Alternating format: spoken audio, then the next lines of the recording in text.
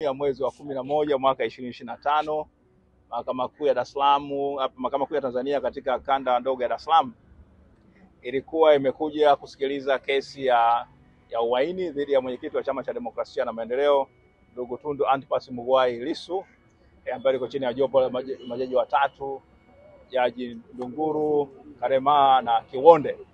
Sasa itajua kwamba leo upande wa mashtaka ungeweza kuendelea na kesi yake, kuleta mashahidi wake ambao wanataka kusema kwamba mwenyekiti wa chama alifanya makosa ya uhaini.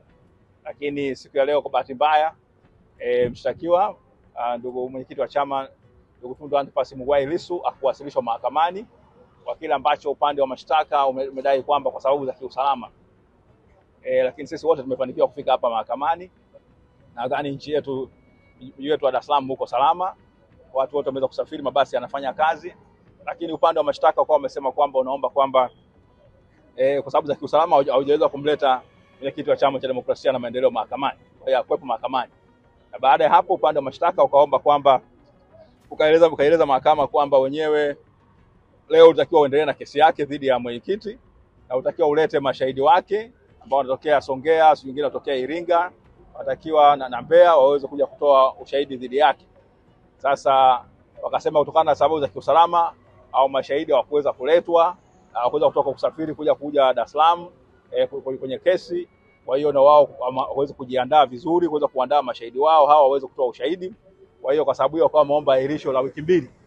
Kwa maana hiyo tarehe 10 leo mwezi wa 11 ukiongeza wiki mbili maana yake ni siku 14, ingekuwa maana tunazungumzia tarehe 24 au 25 ya mwezi huu. Jopo la majaji wao watatu, Jaji Ndunguru, Kiwonde na Karema, baada ya kuchakata hilo ombi wamesema kwamba hawakubaliana upande wa serikali kusema kwamba kesi iahirishwe kwa wiki mbili, bali wameahirisha kwa siku mbili, yani ya leo na kesho, na kwamba tarehe 12 ya mwezi wa 11 mwenyekiti wa Chama cha Demokrasia na Maendeleo ndio Tundu Antipas Mughwai Lissu aletwe mahakamani na kesi iendelee. Na mahakama imeamrisha kwamba ule hati ya wito wa kumuita mahakamani itolewe na aje na upande wa mashtaka siku hiyo uendelee na kesi yake dhidi ya mwenyekiti. Maana yake kesi ya msingi sana. Sasa sisi tumeweza kuyaona hayo.